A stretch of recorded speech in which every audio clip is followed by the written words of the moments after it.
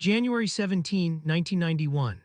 North of the Iraqi border, the night sky above the desert is already crowded with contrails and missile plumes when a pair of USAF F-4G Wild Weasels cross the fence into one of the most heavily defended airspaces on the planet.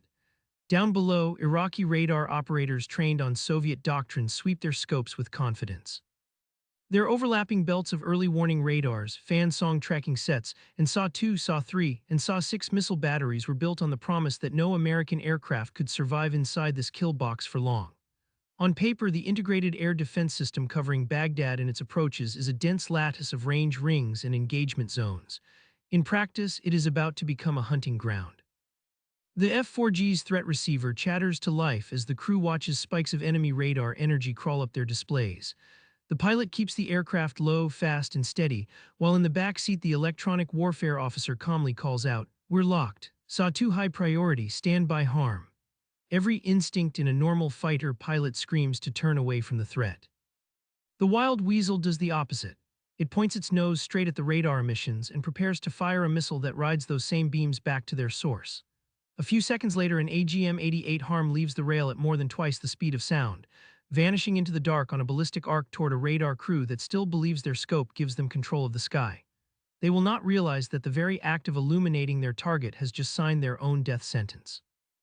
To understand how this moment became possible, how American crews reached the point where they could deliberately provoke the deadliest air defenses in the world and survive, we have to roll the clock back more than a quarter of a century to a very different war and a very different shock. In the summer of 1965, over North Vietnam, the United States Air Force believed it understood the threat environment. The main danger to its F-105 Thunder Chiefs and F-4 Phantoms flying Rolling Thunder missions came from anti-aircraft artillery and MiG interceptors. Surface-to-air missiles existed, but they were considered a niche Soviet capability with limited real-world impact. That illusion ended when the first Soviet-supplied S-75 Divina, known to NATO as the SAW-2 guideline, successfully brought down an American F-4 over North Vietnam. Within months, more missiles followed, rising on white columns of smoke from camouflaged launch sites and detonating in lethal proximity to strike packages that had never trained for such threats.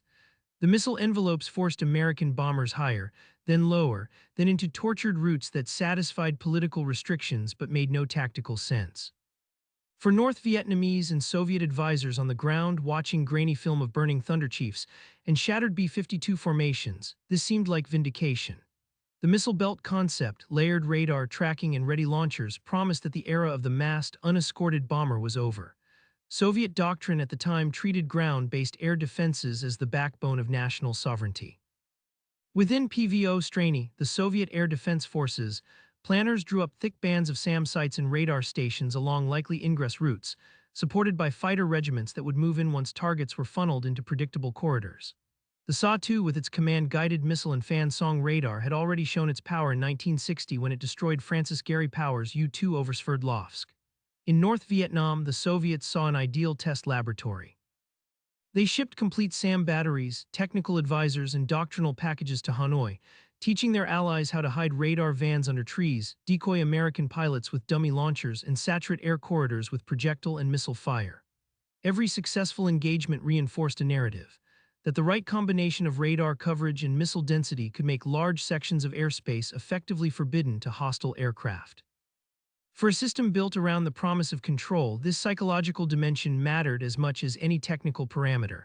If American planners began to believe certain routes were no-go zones, then the SAM belts had already achieved part of their strategic purpose before a single missile was launched. Inside the Pentagon, however, the picture looked different.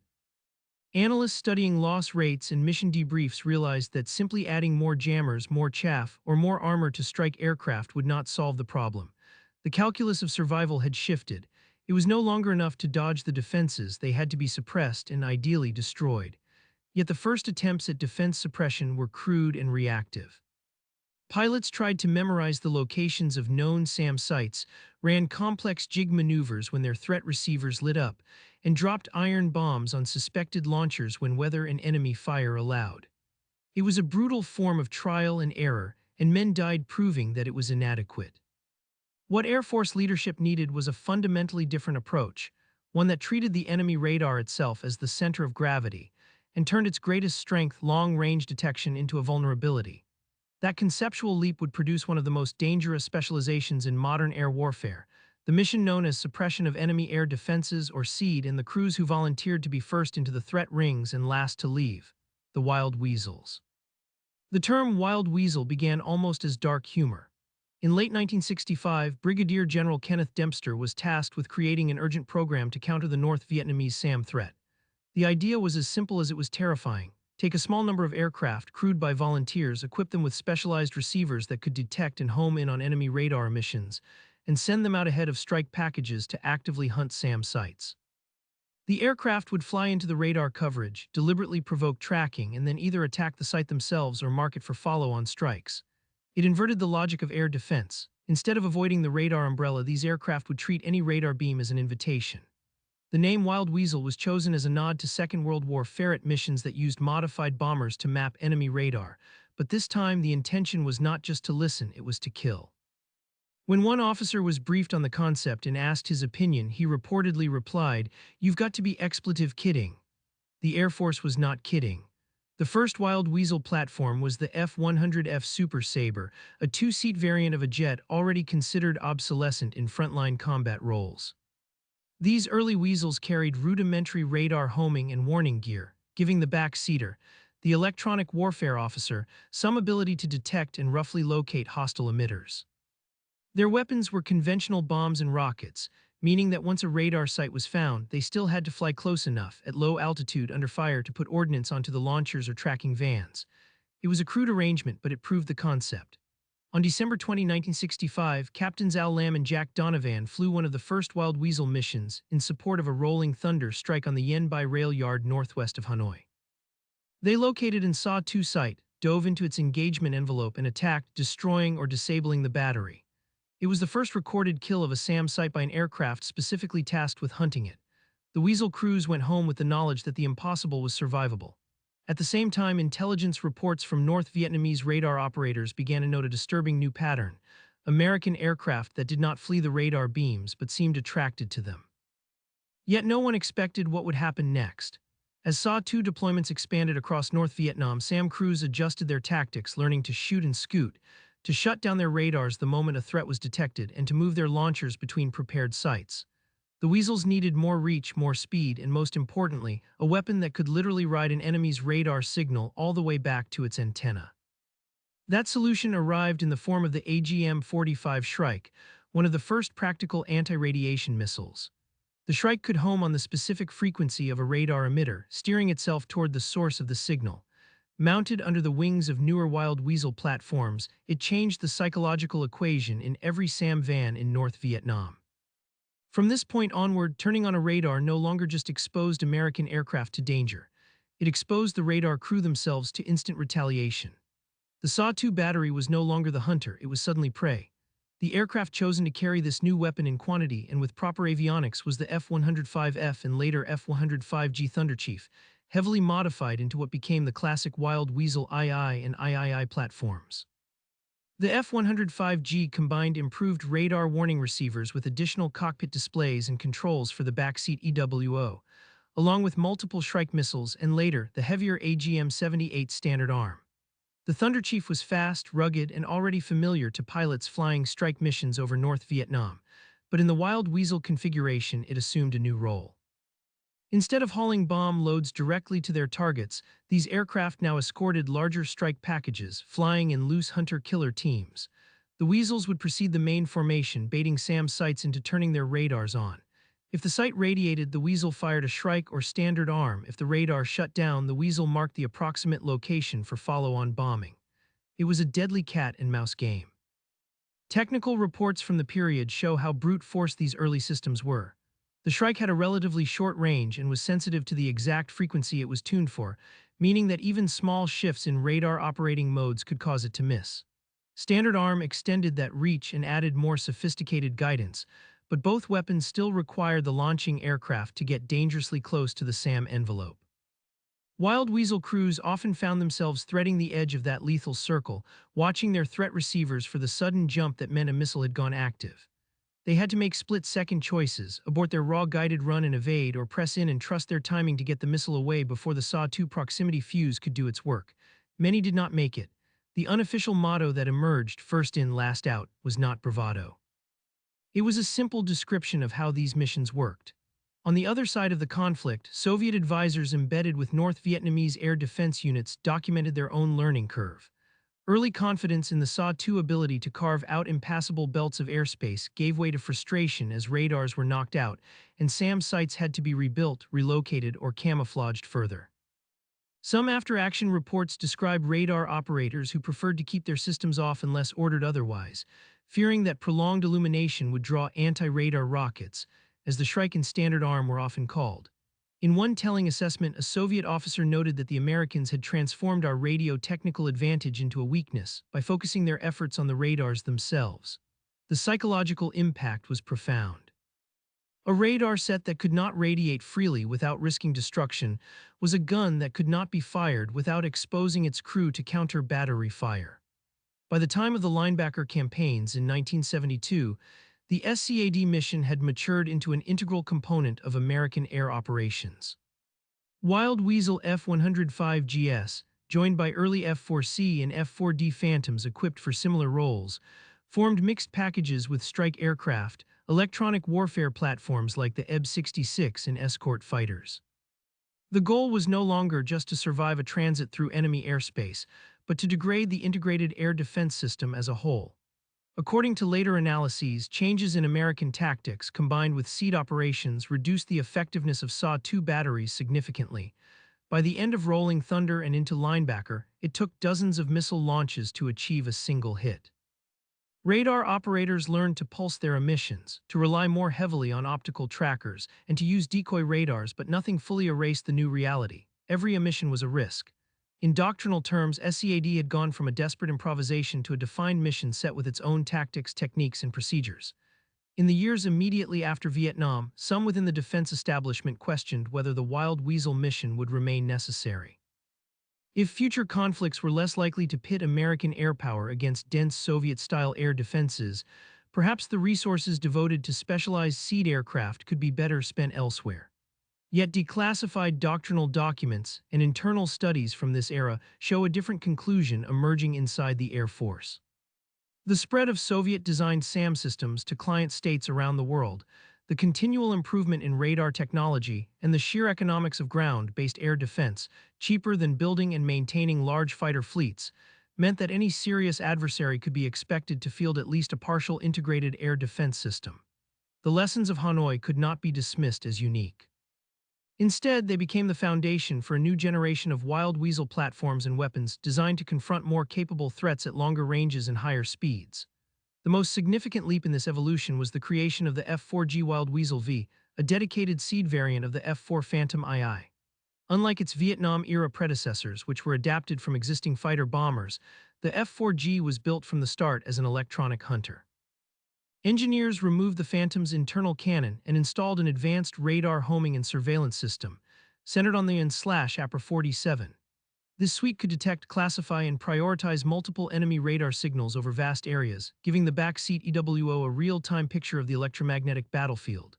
The F-4G also carried improved communication links, allowing it to coordinate with other aircraft in the package and later with joint assets.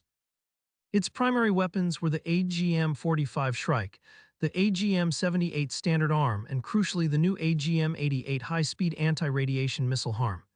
The AGM-88 represented the culmination of decades of anti-radiation missile development. Compared to the Shrike, it offered significantly greater range, higher speed, and a much more sophisticated seeker. Where earlier arms could be thrown off by simple radar tactics, such as switching frequencies or shutting down briefly, the HARM could memorize the last known location of an emitter and continue toward it even if the radar tried to hide. In the words of one F-4G crewman interviewed years later, firing a HARM after letting the F-4G systems fully localize the target was like giving the missile the radar's street address, apartment number, and even what room the operator was sitting in. The combination of APR-47 and HARM turned the F-4G into a kind of airborne sniper against enemy air defenses. Its crews could loiter outside the densest threat rings, listen for emissions, and then deliver precise, high-speed strikes on key nodes in the integrated system, long-range early warning radars, sector command posts, and high-value tracking sets. At the doctrinal level, SCAD was also codified more clearly. U.S. Air Force and joint publications distinguished between suppression of enemy air defenses (SCAD), which aimed to reduce the enemy's ability to employ their air defenses effectively, and destruction of enemy air defenses (DED), which sought the physical elimination of the systems themselves. Suppression could be achieved not only by kinetic means, destroying radars and launchers, but also by electronic attack, deception, and the very threat of anti-radiation missiles. Studies of recent conflicts showed that in the opening phases of a campaign, as much as a quarter of all sorties might be allocated to seed missions, reflecting their central role in enabling the rest of the air war. By the 1980s, the Wild Weasel community had its own schoolhouses, tactics manuals, and training ranges, where crews practiced against simulated and real emitters representing the latest Soviet designs.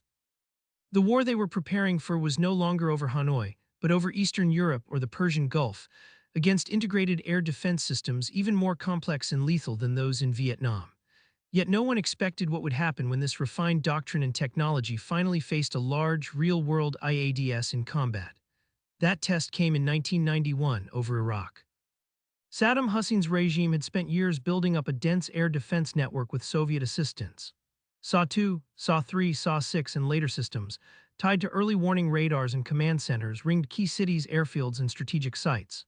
Iraqi officers, schooled on Soviet theory and emboldened by their perceived success against Iranian aircraft in the 1980s, believed that any American attempt to strike Baghdad would be met with a wall of missiles and flak. Publicly, Iraqi state media boasted that their air defenses could turn the sky into a killing zone for enemy bombers. Privately, planners expected heavy losses on both sides if the United States attempted a sustained air campaign. This confidence rested on the same core assumptions that had guided Soviet designers for decades: that with enough radars and enough missiles, no aircraft could freely penetrate defended airspace without unacceptable attrition. The opening hours of Operation Desert Storm demolished those assumptions. Wild Weasel F-4GS, paired in hunter-killer teams with F-16C strike aircraft also carrying HARMs, went in at the spearhead of the air offensive. Their mission was to strip away the eyes and ears of the Iraqi IADS before the main waves of bombers and stealth aircraft arrived. Using the APRA-47 wideband receivers, F-4G crews built real-time pictures of Iraqi radar activity, identifying sector surveillance radars, height finding sets, and fire control radars. Each emission was a potential target. In many cases, they did not need to destroy every radar outright, simply forcing operators to shut down their systems in panic, fearing the invisible presence of HARMs overhead, was enough to open corridors in the defense grid. Within hours, large segments of the Iraqi network were either physically damaged or functionally blind. B-52s, F-15Es, F-111, and critically F-117 stealth fighters exploited these gaps, striking command bunkers, communication nodes, and airfields with far fewer losses than pre-war models had predicted. Pilot memoirs and post-war analyses describe how Iraqi radar operators reacted under this onslaught. Some units adopted strict emission control, turning their radars on only briefly and at random intervals. Others refused to radiate at all unless they had explicit, high-level authorization, fearing that any unplanned emission would result in immediate harm attacks. In effect, the integrated air defense system began dismantling itself. A radar that stayed off could not guide missiles. A radar that turned on could be killed. In this environment, even systems not yet targeted by HARMs suffered from the general atmosphere of fear. Coordination between sites broke down, situational awareness degraded, and the very network that had been designed to provide seamless coverage became a patchwork of isolated nodes. This was the psychological component of SEED that veteran Wild Weasel crews had long understood. The goal was not just to blow up hardware, but to coerce the enemy into behavior that neutralized their own capabilities. The F-4G's performance in Desert Storm confirmed its reputation inside the SCAD community as one of the most effective Wild Weasel platforms ever built. Its APRA-47 allowed crews to range enemy emitters with remarkable accuracy, especially from high altitude, enabling long-range harm shots that kept the aircraft outside the worst of the missile envelopes. Combined with the F-16C's superior air-to-air radar and maneuverability, the F-4G/F-16 team formed a balanced package. The Phantom hunted radars, while the F-16 provided additional harm shots and protection against enemy fighters. In practice, Iraqi interceptors were rarely able to mount coherent challenges, but the doctrinal logic of this pairing foreshadowed later SEED developments, where multi-platform integration became the norm. Behind the Weasel teams, Electronic jamming aircraft like the F-111 Raven and EC-130 Compass Call contributed to a broader electronic combat triad that did more than just destroy radars. It smothered them in noise, deception, and the constant threat of kinetic reprisal. Even as Desert Storm showcased the mature Wild Weasel concept, it also illuminated how SCAD had become inseparable from broader American air power. The low observable F-117s that slipped through Iraqi defenses depended on the air defense system being degraded and distracted. B-52s dropping conventional munitions relied on corridors carved open and held by SEAD crews. Later stealth platforms like the B-2 Spirit would further exploit the shattered assumptions of air defense planners. Enemy officers had once believed that a dense radar and missile network could make their capitals immune to air attack. After Desert Storm, they had to confront a different reality. Not only could American aircraft penetrate those defenses, but the act of operating the defenses themselves risked accelerating their destruction. In a sense, SEAD missions became the silent guarantor of every later stealth victory. When stealth aircraft appeared out of nowhere over Belgrade or Baghdad, they did so in an environment already shaped by decades of Weasel operations and doctrine. Yet no one expected what would happen to the Wild Weasel mission after the Cold War. With the Soviet Union dissolved and large-scale wars between NATO and Warsaw Pact forces no longer imminent, some argued that dedicated SEAD aircraft were a relic.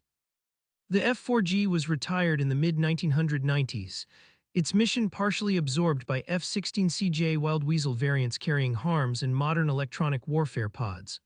Some in the community worried that decades of hard-earned experience, tactics refined over Hanoi, the Gulf, and multiple smaller conflicts might atrophy.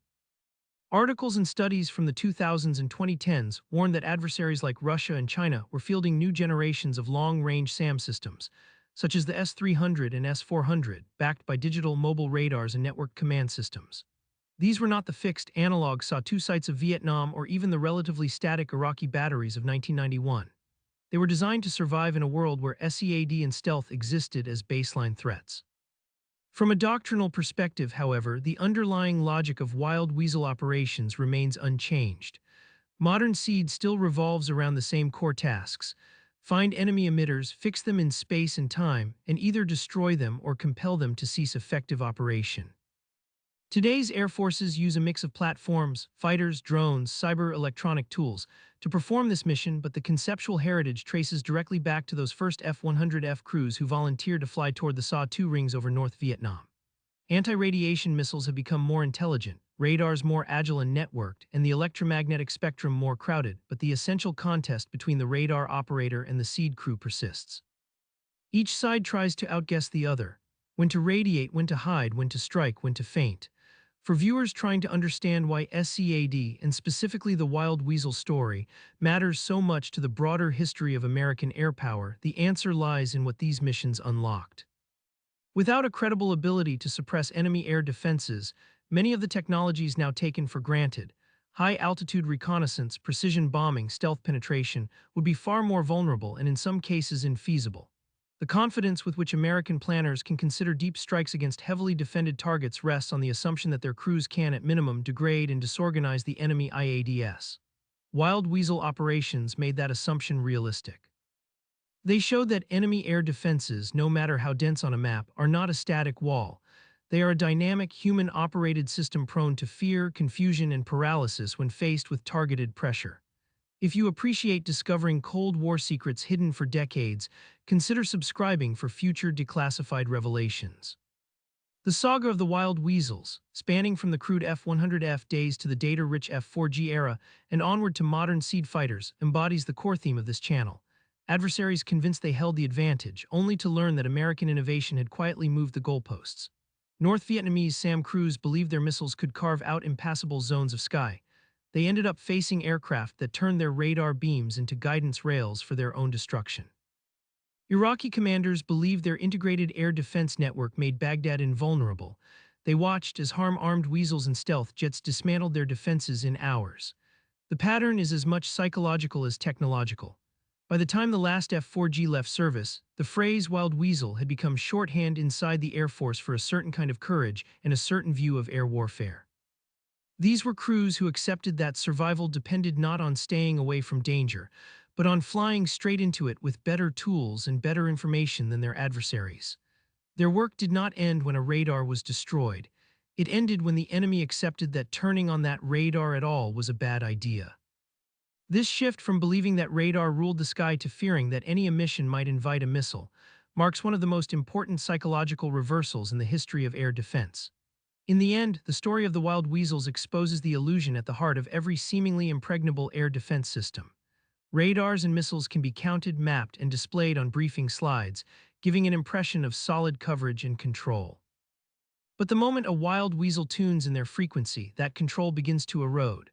The radar that once promised warning and protection becomes a beacon, pointing directly back to its own vulnerability. The missile battery that once seemed like a barrier becomes a hunted target in a game whose rules were rewritten in 1965 and refined through every conflict since. Enemy air defenders never truly owned the sky, they only borrowed it for as long as it took a weasel crew to find them. Subscribe to Classified Warfare to uncover how these crews turned the most dangerous missions in the Air Force into the key that unlocked every later stealth victory. Join us here at Classified Warfare as we uncover the operations and technologies that kept the world on the brink.